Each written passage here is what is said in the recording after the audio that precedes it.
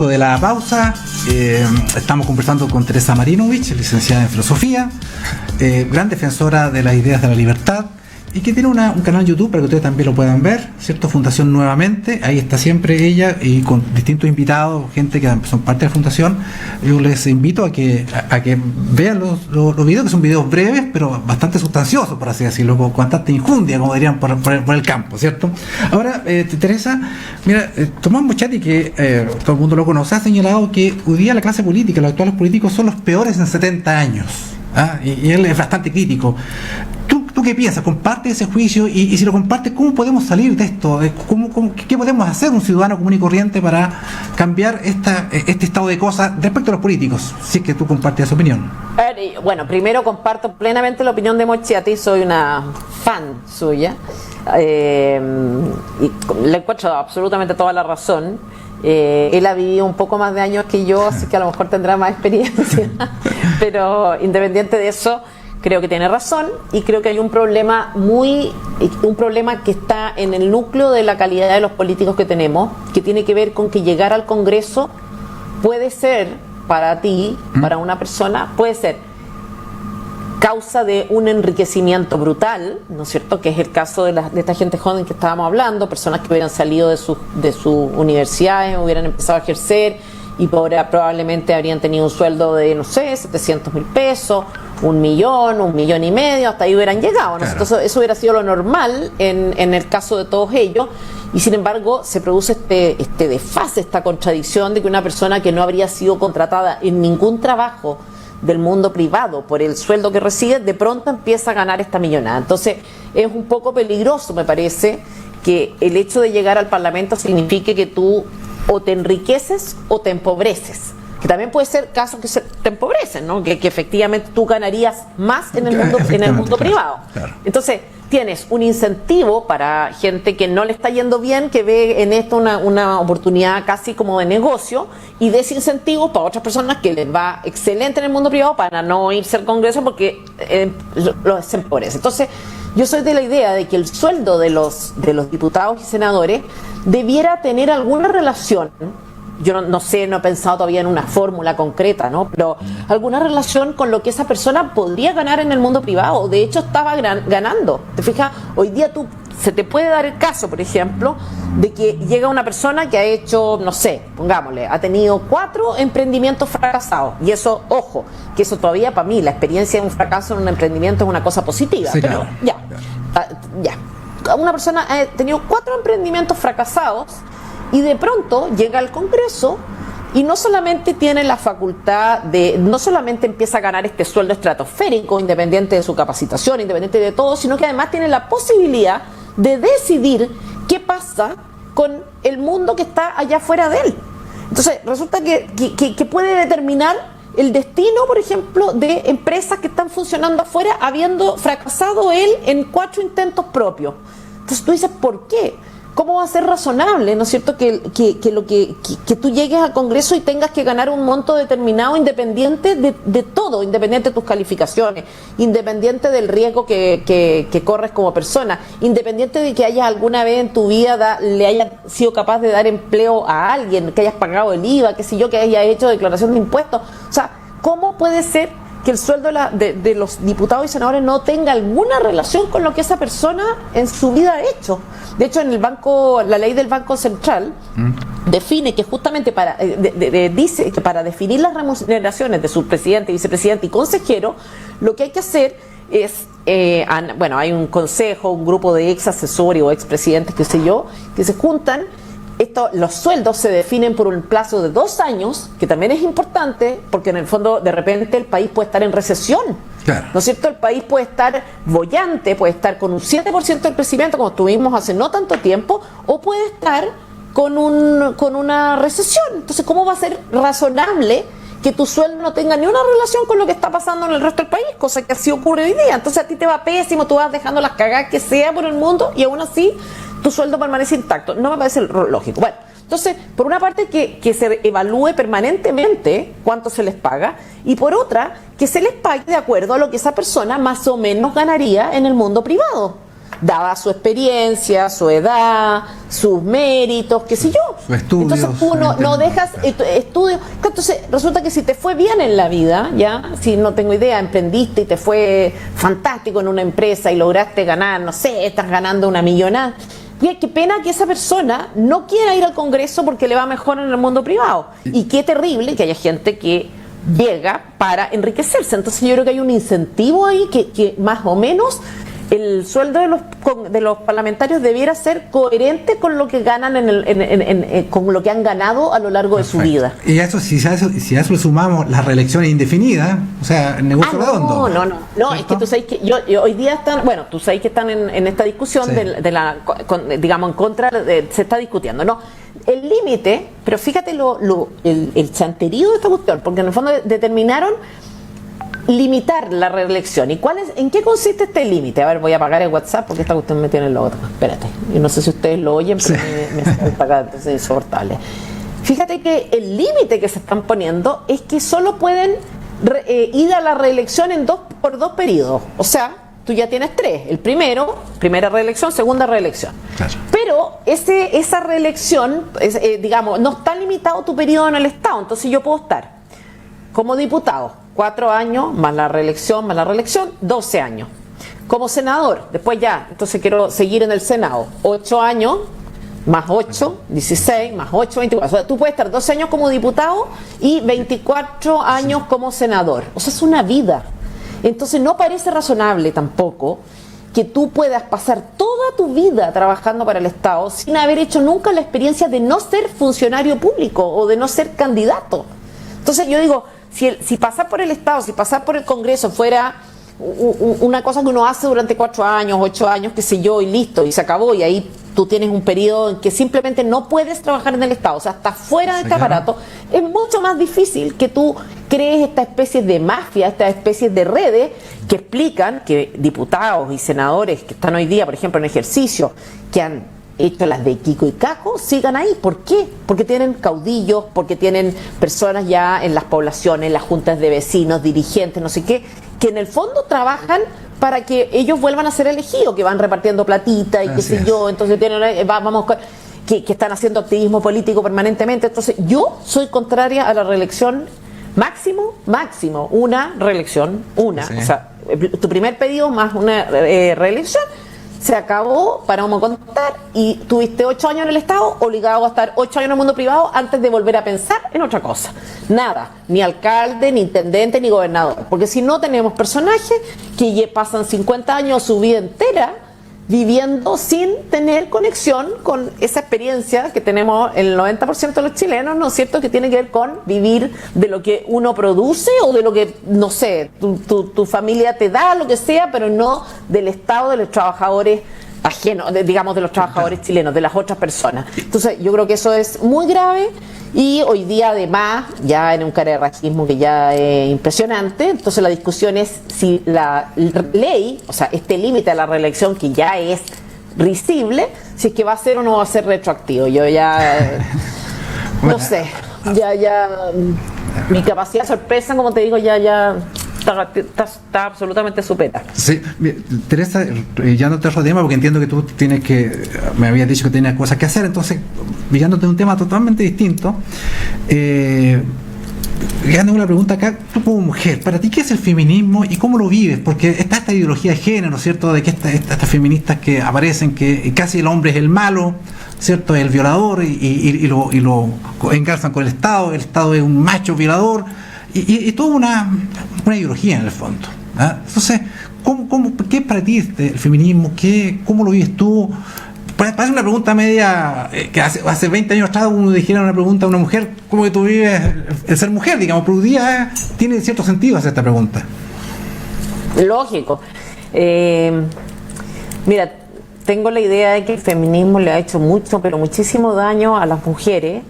Entiendo que el hecho de ser mujer a lo largo de la historia ha tenido, en algunos sentidos, grandes ventajas, en otros sentidos, profundas desventajas. Creo que eso es parte de la vida.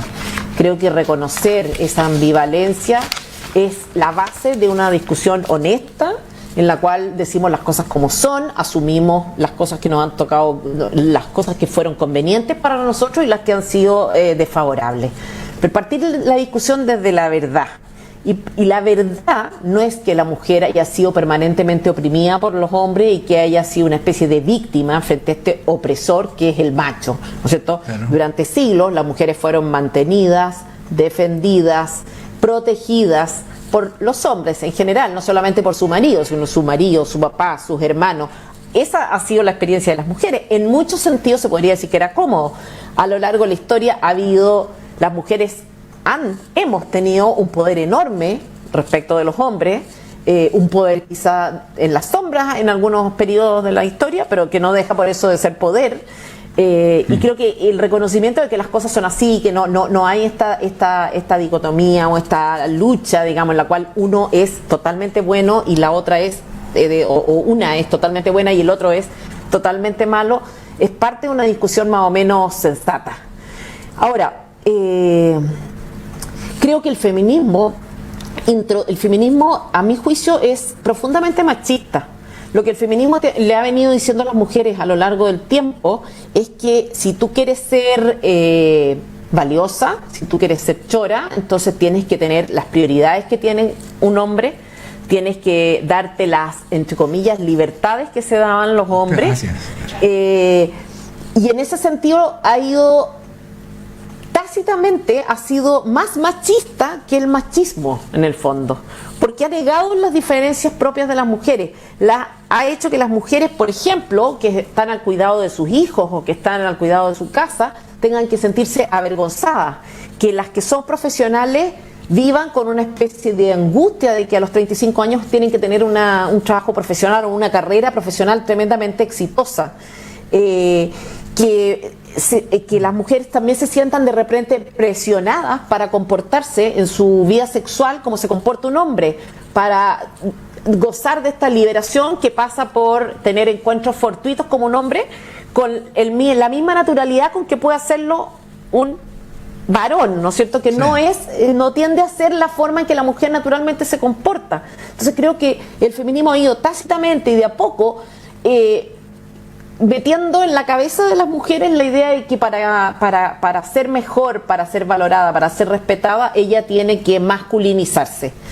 Y creo que ha producido una gran frustración en la vida de muchas mujeres, ya sea porque hacen lo que quieren y son menos valoradas en el fondo socialmente hablando, o porque han seguido todos estos patrones y resulta que de repente se encuentran con que estas costumbres, estos hábitos de vida en realidad no las satisfacen, que no es lo que ellas quieren, se sienten inseguras de repente para mostrar debilidad o exigir compromiso o exigir determinadas conductas, porque se supone que ya uno no tiene derecho, ¿no es cierto?, a exigir en nombre de esta igualdad. Entonces, a mí me parece que el feminismo le debe una gran explicación a la mujer de cómo es que ha logrado, en el fondo, a transformar a la mujer en un individuo que está hecho y pensado desde la mentalidad del hombre. O sea, ¿qué más cómodo podía ser para el hombre, por ejemplo, que la liberación sexual femenina tal como es entendida por el feminismo? ¿Qué más cómodo podría ser para el hombre que una mujer que dice que su cuerpo es de ella, y que por lo tanto ella se hace cargo y no necesita o sea, ¿qué más cómodo para el machista, en el peor sentido de la palabra, podría ser una mujer feminista? Es óptimo, es una mujer que tú tomas y dejas cuando quieres, que no te puede pedir explicaciones, no tiene derecho a pedirte explicaciones, no tiene derecho a pedirte compromiso, no tiene derecho a pedirte que la cortejes, que no tiene derecho a venir a exigirte que la ayudes a mantener a su hijo, que no, en definitiva, o sea, ha sido una especie de una construcción de la mujer que es funcional para el machista en su peor sentido y tremendamente destructiva, creo yo, para la mujer. Así que yo creo que el feminismo le debe una gran explicación a las mujeres.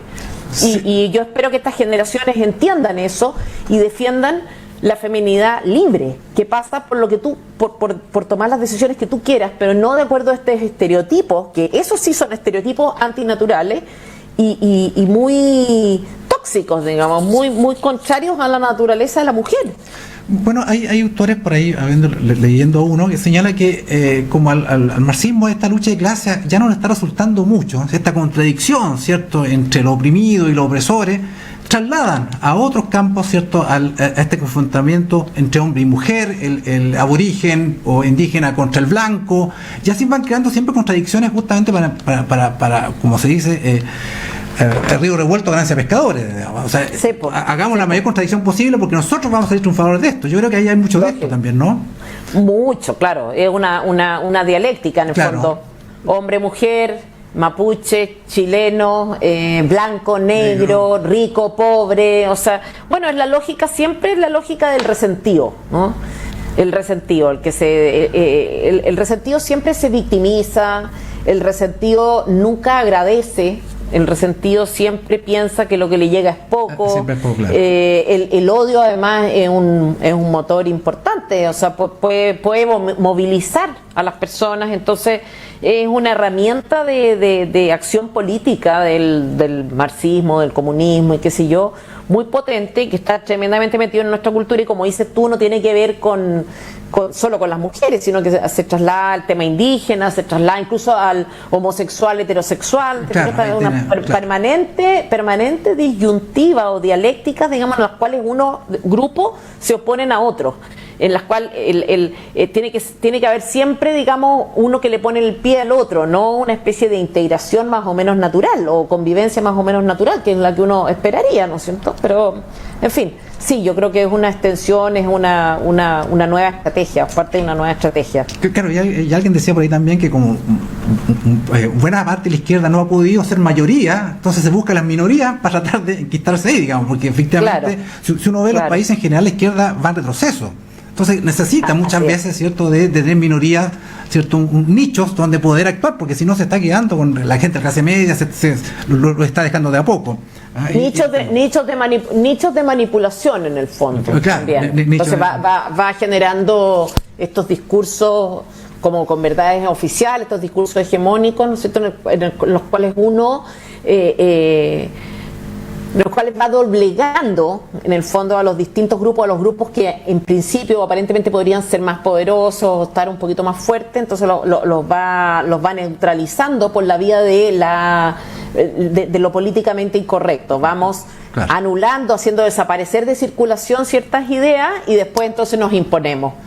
Y bueno, en ese proceso estamos, y como decías tú al comienzo, ¿no? O sea, ¿está en riesgo la libertad? Sí, está en riesgo la libertad cuando en el discurso público, en el debate público no se asume que puede haber diferencias de opiniones en determinadas cosas, que puede haber distintas maneras de resolver los problemas, que esas diferencias se pueden resolver cediendo o concediendo o a través de la discusión, que las personas pueden de repente cambiar de opinión o no estar siempre en un determinado, claro, grupo. Bueno, toda esa riqueza propia del diálogo, de la convivencia, se ha ido perdiendo. Nos enfrentamos en estas dicotomías extremistas tremendas, en las cuales finalmente lo que se pretende es la anulación de todo lo que es distinto, la anulación de todo aquel que no piensa como yo. No hay un diálogo, no hay una concesión. Fíjate que hace un tiempo esta misma gente de la que hablábamos al comienzo, nuestros grupos de Frente Amplio, gente joven, hacía como una gran crítica a sus predecesores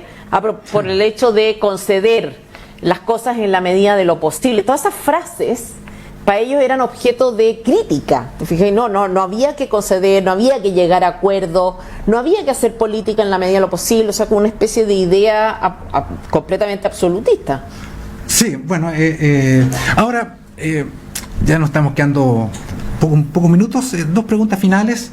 ¿Cómo ves tú el panorama político en Chile, cierto, con esta pandemia que dejó en pausa esta revolución que empezó en octubre? Eso es lo que piensa mucha gente, hay gente que no lo piensa así, pero hay gente que pensamos que esto fue una verdadera revolución y una cierta insurrección, pero que quedó el virus, lo dejó en pausa, ¿cierto? Y están habiendo escaramuzas para tratar de reflotar, pero les va mal, porque, ¿cierto?, la gente ya no los ve con tanta simpatía, mucha gente.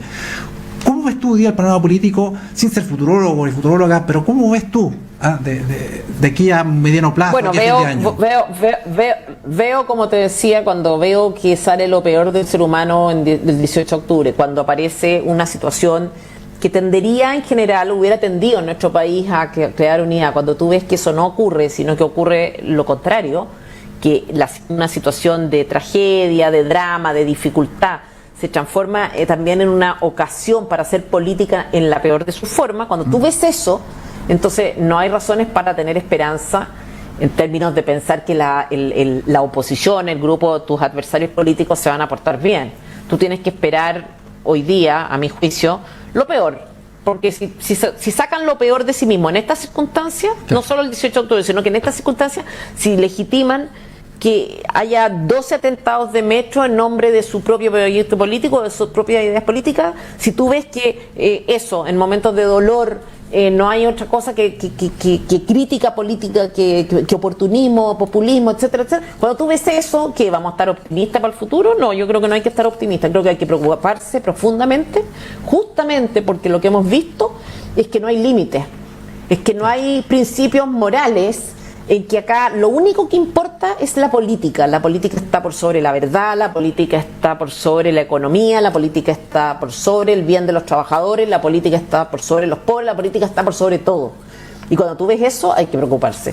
Así que yo creo que hay razones muy de peso para preocuparse y para tomarse en serio lo que viene, porque realmente hay un grupo de gente circulando con gran poder en los medios de comunicación, sobre todo, que es ahí donde está el problema. Sí, claro. Un grupo con gran poder que circula, que tiene mucha presencia en medios de comunicación y que está haciendo un daño tremendo.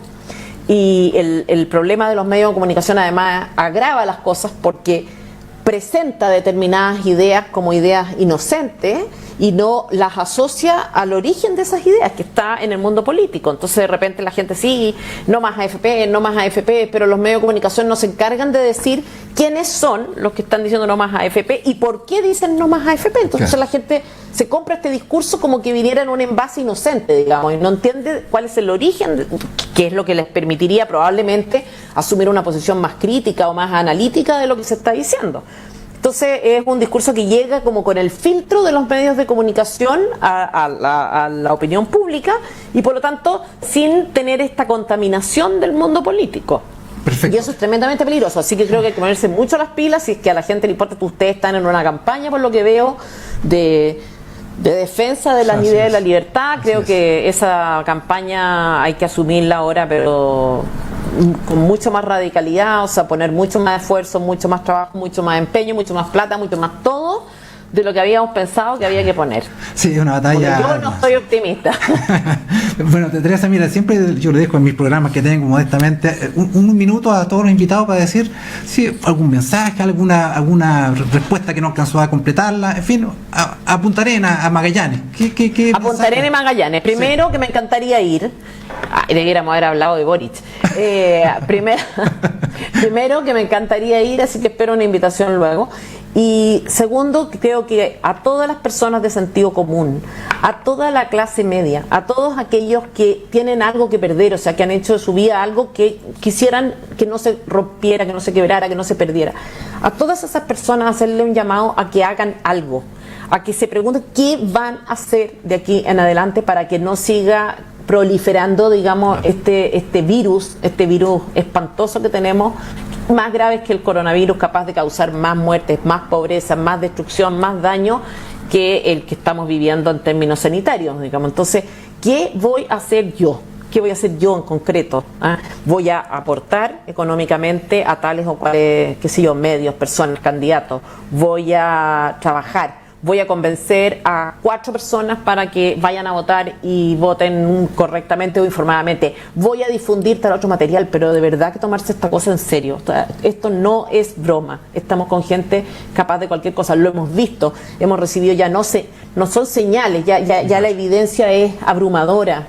Entonces, realmente tomárselo en serio. Eso es como mi llamado, a tomarse esto en serio y pensar qué voy a hacer yo. Perfecto. Teresa Marinovich, muchas gracias. Muchas gracias a ti y espero la invitación. Perfecto. Nada de por Zoom, presencial. Presencial, aquí en este estudio. Muchas gracias, muy amable. Gracias, Dani. Y que tenga felicitaciones, buena cuarentena. Felicitaciones por la radio y todo el esfuerzo. Ya, gracias, que estés bien, cuídate. Ya, adiós. Chao. Bueno, reiteramos también nuestro agradecimiento a Teresa Marinovich, que nos ha conversado, ¿cierto?, sobre estas ideas de la libertad que están en peligro, aunque la gente a veces cuando uno habla estas cosas dice, no, pero si yo puedo caminar, puedo comprar, puedo hacer esto, pero esto y otro, y se va normalizando entonces ciertas actitudes que nos van en contra de la libertad. Nos esperamos, este programa se llama Espacio Libre, hablar sobre la libertad, y muchas gracias por su sintonía. Nos veremos, si Dios quiere, ¿cierto?, la próxima semana. Muy amable, hasta luego. Polar Comunicaciones, radio, televisión e internet presentó Espacio Libre, un programa de conversación y análisis, temas de actualidad desarrollados en profundidad. Conduce el abogado Hernán Ferreira Ceballos. Somos el Oráculo de Los Ángeles y estamos invitando a todos nuestros oyentes a participar de una consulta, una guía espiritual y una orientación a tiempo. No permita que la mala vibra, la mala racha, la envidia, el negativismo de terceras personas destruya su armonía, su tranquilidad y su felicidad. Infortunadamente, muchísimas personas están siendo atacadas a través de rituales oscuros, magia negra, hechicería, salamientos, vudú y otra serie de mancias con las cuales proyectan únicamente las fuerzas del mal. Cuando acaban un hogar, cuando destruyen una familia, cuando acaban con un negocio, con un imperio, cuando destruyen su economía, cuando se ve usted afectado en la salud sin encontrar una respuesta, pues es importante buscar una solución efectiva a nivel espiritual. Hay cosas que no se logran solucionar con los ojos que usted está viendo literalmente, es decir, con los ojos físicos. Hay situaciones que toca visualizarlas más allá de lo evidente, más allá de la parte física. En la parte espiritual necesitamos ver, tocar algo tangible. En este momento tal vez usted no lo percibe con exactitud de qué se trata, pero cuando trascendemos, cuando podemos traspasar esas barreras y ver con los ojos del espíritu, del alma, lo que está sucediendo, lo que está ocurriendo, pues es mucho más fácil que encontremos soluciones efectivas. Muchísimas personas en este momento siendo víctimas de la envidia, del enemigo oculto, del vecino malintencionado, del compañero de trabajo que no soporta verlo a usted progresar, verlo crecer, verlo evolucionar, pues le imponen esas fuerzas oscuras para destruirlo, para que lo saquen de su trabajo, para que pierda